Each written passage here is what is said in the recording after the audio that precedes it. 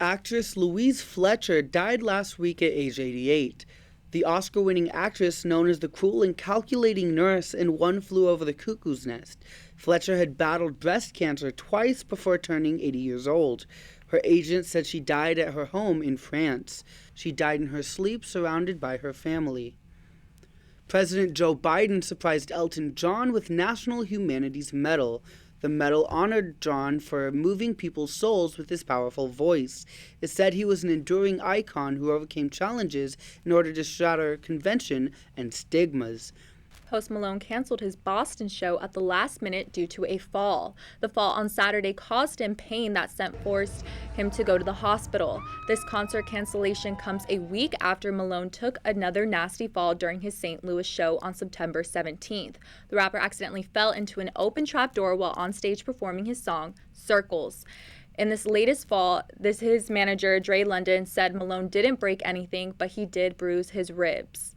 Albert Pujols becomes the fourth MLB player in history to hit 700 career home runs. Pujols hit 2 home runs against the LA Dodgers on Friday. The 42-year-old is retiring at the end of the season after playing for 22 seasons. Tom Brady and Aaron Rodgers, 2 future Hall of Fame quarterbacks, possibly played against each other for the last time.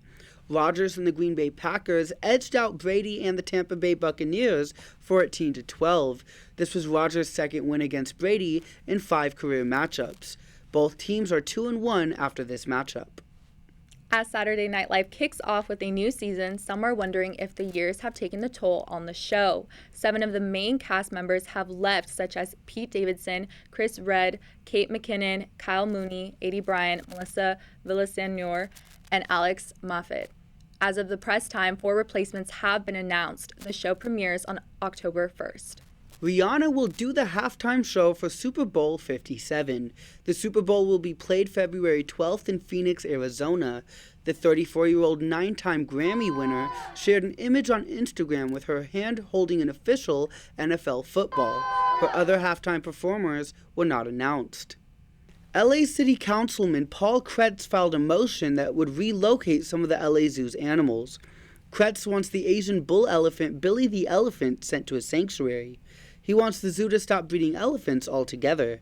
Kretz said Billy lives alone in a small enclosure with a hard surface that's unsuitable for his body. The councilman also claims that Billy lacks exercise and stimulation. The zoo denies these allegations and disapproves moving Billy to a sanctuary.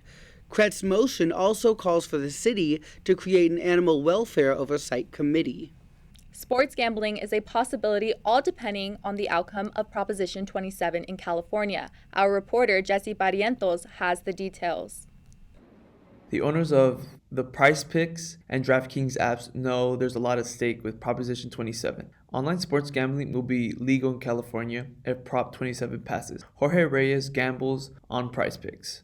And not only is it going to help out the tribes in California, but it can also help the homelessness because there's going to be a lot of revenue, a good percentage that goes to the state itself. There are many gambling apps available to download here in California, but they're mostly fantasy apps. Money is not exchanged, and for example, you can pick over and under on points when basketball season starts, but you can't pick a team to win a certain amount of games or to win championships. And I actually had a friend who's younger than me, he's 19, get me into this app called Prize Picks. It's an over/under gambling app, and I spent a lot of money. This is how accessible Prize Picks is to anyone with a mobile device. And if they're gonna win by a roundhouse kick, if they're gonna win by submission, but when it comes to fantasy, you can only choose whether it's gonna be over a certain amount of time or under a certain amount of time. Prop 27 will pass or not on Election Day on November 8th. Reporting from Santa Clarita, Jesse Barrientos, Valley View News. Don't Worry, Darling debuts #1 in this last weekend's box office. It stars Florence Pugh, Harry Styles, and Chris Pine. The genre movie came in by taking home $19.2 million. Pearl, starring Mia Goth, fell into 5th place by taking home a total of $6.65 million. Following the horror film Barbarian made 4th place by landing $4.8 million. The re-release of Avatar landed 3rd place, leading $10 million. Birkin, the husky dog, is not a fan of sharing. The owner shares a little video inside a car while the husky wasn't so happy when the back passenger was sitting on his spot while the husky is howling. That's all for us at Valley View News. I'm Camille Acevedo. And I'm Rocky Walker. For any stories any time of the day, go to our website, csunvalleyview.edu. Thank you for watching. The Orange County Museum of Arts held its long-awaited grand opening. This $93 million project has been over a decade in the making and is now the grand jewel for Costa Mesa's Segerstrom Center for Arts. To celebrate, the museum held a 24-hour celebration filled with music, art, and activities. The event was filled with people celebrating art and community. If you couldn't make it to the grand opening, you can still go during normal business hours. For the next 10 years, tickets are free. A cheetah mom has given birth to 2 cubs in Virginia. The Smithsonian National Zoo released video showing a cheetah with 2 babies born at the facility's Front Royal campus. Keepers say Amani gave birth on October 3rd and say the cubs are good and active. The zoo hasn't determined the sex of the cubs because the keepers say they want Amani to bond with her newborns without interference. The cubs are also 7-year-old Amani's first offspring. The cheetahs mated over the summer. This is the 17th litter of cheetah cubs born at the zoo since 2007. The 45-year-old rapper formerly known as Kanye West, who now goes by Ye, recently caused controversy after his White Lives Matter shirt at Paris Fashion Week. The rapper and designer spent the weekend writing several posts that were anti-Semitic, in which he declared his plan to go DEFCON 3 on Jewish people. This got his Instagram account restricted and the post was deleted. He took to his Twitter account where he posted for the first time within 2 years, calling out Mark Zuckerberg, claiming he wasn't anti-Semitic. West's account were still active but cannot post for an undisclosed amount of time. Prince Harry, Elton John, and Elizabeth Hurley are among the celebrities suing the Daily Mail for what they say is abhorrent criminal activity. The group says Associated Newspapers Limited hired private investigators to bug their cars and homes, recorded private phone calls, and bribed cops for information. The celebs also claim the Daily Mail and other outlets sent impersonators to get medical records and even hacked bank accounts and financial transactions. Associated Newspapers says the allegations are nothing more than an attempt to drag the media company into a phone hacking scandal that goes back to the 90s. A&L says the lawsuit is a fishing expedition. Karina Tovar lives the unique double life of being the first Latina D1 college football referee and being a mom. Our reporter Giovanni Galvez has more on her story. Being a mother is no easy task. Having a job where you must travel across the country every weekend makes being a mother even harder. This is Karina Tovar's life. You miss your family, you miss your kids. I think, my husband and I, we're grown enough to know that I'll see you on Monday, right? I think it's hard for the kids. Being a football mom and a professional referee has its pros and cons. Sometimes that means not being able to see her boys playing football. Really, really put the effort in to just pick them up, be with them, spend as much time as possible, come out to practices. Although I'm with football all day. When Sunday nights roll around, her boys, Isaac and Isaiah Del Cid, know mom will be back home. For Tovar, Sundays means she could spend time with her family. When she gives me hugs after school, and sometimes she plays with me. They're going to run next right there. Tovar's husband, Randy Del Cid, says she's an inspiration. What she's doing is it's great. It's a good time for her to come up, and it's she's really good. Tovar will be leaving her mom duties to Boston College on Thursday night. Her husband and kids will be supporting her from back home. I'm Giovanni Galvez, Valley View News. Lindsay Lohan will be home for the holidays. The actress, who hasn't been on the big screen with a leading role in a major film in a decade, is starring in Falling for Christmas. The Netflix movie has Lohan portraying a recently engaged hotel heiress who suffers from amnesia following a skiing incident. Lohan's character starts to fall for the man who's helping her recover, played by Cord Overstreet. Falling for You starts streaming November 10th.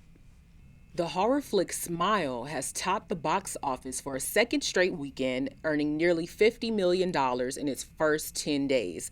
Don't Worry, Darling dropped to the 5th place. The Woman King was number 4 with more than $5 million. Amsterdam opened in 3rd place, grabbing $6.5 million. Lyle Lyle Crocodile, based on the children's book, opened at 2nd place, taking home $11.5 million. The big movie coming out this Friday is Halloween Ends, the latest to the Michael Myers saga. Beyonce denied allegations she misused a sample of Right Said Fred's I'm Too Sexy. The Grammy-winning songwriter's 7th album, Renaissance, was released to critical acclaim in July and samples iconic house and disco artists. One song, Alien Superstar, features a similarity of the 1991 British pop hit I'm Too Sexy, where Fred sang I'm Too Sexy for My Shirt. Beyonce sings, I'm too classy for this world, and I'm too classy to be touched. Right Said Fred claims Queen Bee never asked for permission to use the melody. I'm Too Sexy was sampled in Drake's Way Too Sexy and Taylor Swift's Look What You Made Me Do. The biggest gourd has set the record for the heaviest pumpkin in North America. It weighs in at a whopping 2,480 pounds. Jamie Graham won the prize at the annual All England Giant Pumpkin Weigh-Off. The pumpkin broke the previous record by more than 200 pounds. Graham posted to social media with the pumpkin he named Bear Swipe. He said it's now the 4th biggest in the world. Not the best day for the Rams at the SoFi Stadium, but one bright spot was Rams star Jalen Ramsey getting his first career sack against the Cowboys. The cornerback coming on a blitz to take out Cooper Rush from the blind side. It's hard to believe Ramsey, who's in his 7th NFL season, had never sacked a QB before yesterday. But the Cowboys' defense had the better day, sacking Matthew Stafford 5 times and forcing 2 fumbles. One led to a touchdown. The Cowboys beat the Rams 22-10. The San Francisco 49ers had another big win this week, beating Panthers 37-15. Their defense led the way with 6 sacks and a pick 6. Their offense was clicking on all cylinders, with Jeff Wilson Jr. rushing for 120 yards and 1 touchdown. Quarterback Jimmy Garoppolo threw for 253 yards and 2 touchdowns. More than 2 million people watched the Super Mario movie trailer. Chris Pratt and Jack Black led the cast of voices for the animated film that will come out next April. Kunal Nair said he did like the story life of AJ Fikri because the title role was not written for an Indian actor. The story of AJ Fikri is now in theaters. It's a first look of Jennifer Lawrence and Brian Tyree Henry's new movie Causeway. The film is about 2 people helping each other get through trauma. The movie is set to release in select theaters on Apple TV November 4th. That's all for Valley View News. I'm Savannah Taylor. And I'm Rocky Walker. For stories any time of day, go to our website, csunvalleyview.edu. Thanks for watching.